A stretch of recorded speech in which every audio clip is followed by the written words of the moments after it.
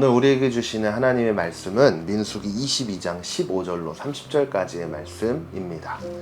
그러자 발락은 더 높은 지도자들을 더 많이 보냈습니다. 그들이 발람에게 와서 말했습니다. 십볼의 아들 발락께서 말씀하셨습니다. 제발 주저하지 말고 내게 와라. 내가 너를 정말로 귀하게 대하고 내가 원하는 것은 무엇이든 해주겠다. 제발 와서 나를 위해 저 백성에게 저주를 퍼부어라. 그러나 발람은 그들에게 대답했습니다. 발락이 은과 금으로 가득 찬 자기 집을 내게 준다 해도 나는 내 하나님 여호와의 명령에 어긋나는 것은 크든 작든 할 수 없습니다. 당신들도 여기서 오늘 밤 묵으시오. 그러면 여호와께서 내게 무슨 말씀을 더 하시는지 알려주겠습니다. 그날 밤 하나님께서 발람에게 와서 말씀하셨습니다. 이 사람들이 너를 부르러 왔다면 그들과 함께 가거라. 하지만 너는 내가 내게 말하는 것만 해야 한다. 발람은 아침에 일어나 나귀의 안장을 얹고 모압의 지도자들과 함께 갔습니다. 그러나 하나님께서는 그가 가는 것에 대해 진노하셨습니다. 그래서 여호와의 천사가 그를 대적하기 위해 길 가운데 섰습니다. 발람은 나귀를 타고 있었고 그의 두 종들이 그와 함께 있었습니다. 나귀는 여호와의 천사가 칼을 손에 빼든 채 길에 서 있는 것을 보고는 길에서 벗어나 밭으로 들어갔습니다. 발람이 길로 들어가게 하려고 나귀를 때렸습니다. 그러자 여호와의 천사가 두 포도원 벽 사이의 좁은 길에 섰습니다.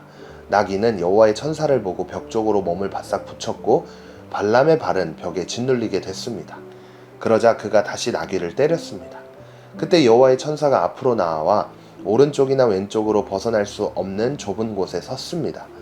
나귀가 여호와의 천사를 보자 발람 밑에서 주저앉았습니다. 그러자 발람이 화가 나서 지팡이로 나귀를 때렸습니다. 그때 여호와께서 나귀의 입을 열어주시자 나귀가 발람에게 말했습니다. 내가 뭘 했다고 나를 이렇게 3번씩이나 때립니까? 발람이 나귀에게 말했습니다. 내가 나를 우롱하지 않았느냐? 내 손에 칼이 있었다면 지금 당장 너를 죽였을 것이다. 나귀가 발람에게 말했습니다. 나는 당신이 오늘까지 항상 타고 다니던 당신 나귀가 아닙니까?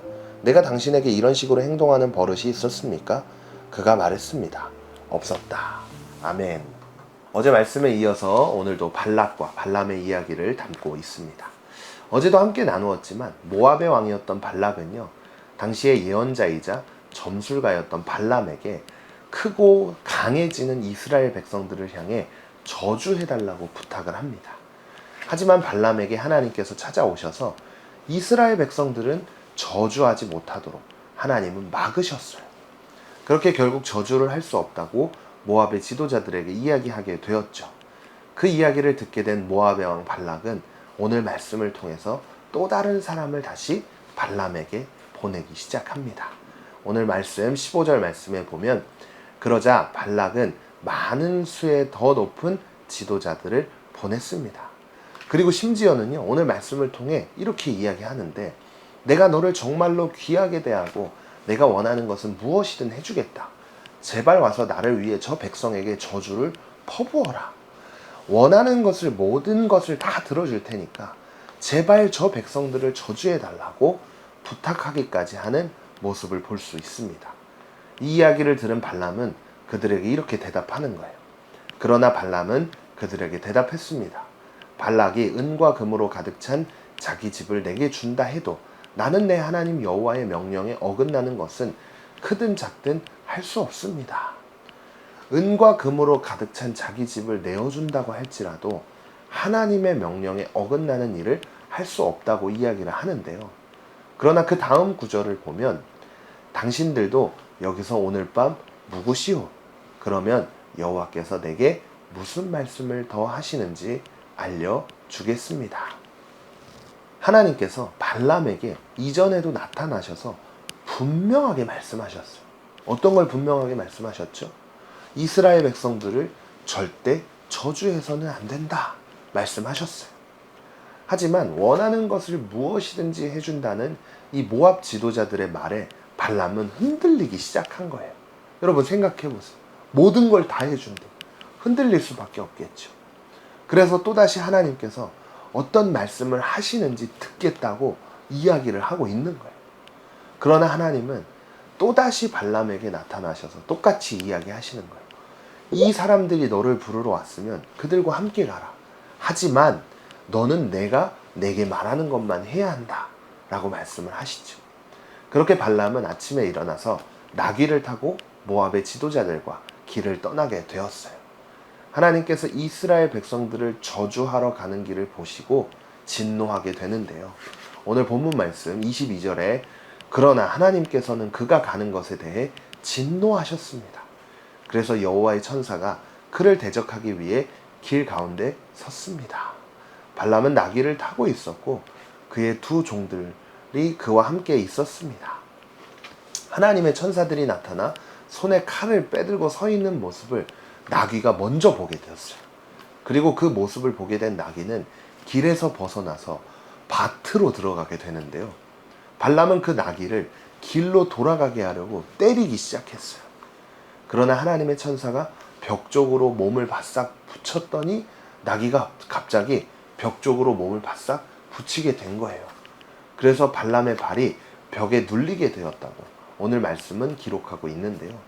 그때 또다시 발람은 이 나귀를 때리기 시작하는 거예요. 그리고 하나님의 천사들이 가까이 다가오게 되자 나귀는요 그 자리에 주저앉게 되었어요. 그래서 발람은요 화가 나서 지팡이로 또다시 나귀를 때리기 시작합니다. 이렇게 3번을 때리니까 말도 안 되는 일이 벌어졌어요. 이게 뭐냐? 이 나귀가 말을 하기 시작하는 거예요. 하나님께서 나귀의 입을 열어주셔서 나귀가 말을 하게 되었는데요. 내가 뭘 했다고 왜 날 3번씩이나 때립니까? 라고 말을 하게 된 거예요. 그렇게 나귀와 대화를 하게 되는데 있을 수 없는 일이죠. 그러면서 오늘 말씀이 마무리가 되게 됩니다. 하나님이 막으시는 길은 사람이 간다고 한들 절대 갈 수 없는 길이라는 것을 발람의 이야기를 통해 알 수 있어요. 모든 것을 다 해준다는 모압 지도자들의 이야기를 들었을 때 발람은 욕심이 생겼을 거예요. 그리고 그래 잠깐 저주하고 모압 지도자들로부터 금이든 은이든 재물이든 얻어내면 되지 않을까?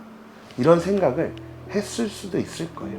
하지만 하나님께서 기뻐하시지 않는 그 욕심은 어떻게 해서든 하나님은 막으신다는 걸 알아야 돼요. 그리고 결국 그 길을 가지 못하게 되는 것을 통해 우리는 하나님께서 기뻐하시지 않는 욕심의 길을 걸어가게 된다면 하나님은 그 길을 막으신다라는 것을 알 수 있습니다. 우리가 무엇을 선택하는 가운데 우리의 욕심이 들어있다면 그 욕심 때문에 하나님은 그 길을 허락하지 않을 수 있습니다. 그래서 선택을 하는 가운데 가장 중요한 것은요, 바로 나의 욕심이 들어가 있는지 아닌지를 점검해 봐야 합니다. 그리고 하나님께서 인도하시는 길은 결국 욕심이 들어가 있는 길이 아니라는 것을 오늘 말씀을 통해 기억할 수 있습니다. 그래서 오늘 말씀을 기억하면서 오늘도 결단하기를 원하는데요. 먼저 첫 번째로 요즘 내가 바라보고 있는 목표는 하나님의 뜻을 따른 것인가요? 내 고집대로 밀고 나가는 것인가요? 말씀 앞에 점검해 보세요. 두 번째로 하나님은 상황과 환경 또는 사람을 통해서도 말씀하시는 분입니다.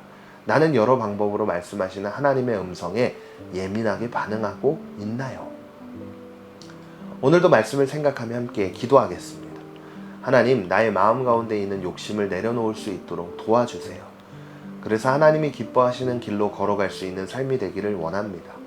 성령님, 오늘의 삶 속에서 제가 걸어가는 길이 하나님이 기뻐하시는 길이 되도록 은혜를 부어주세요.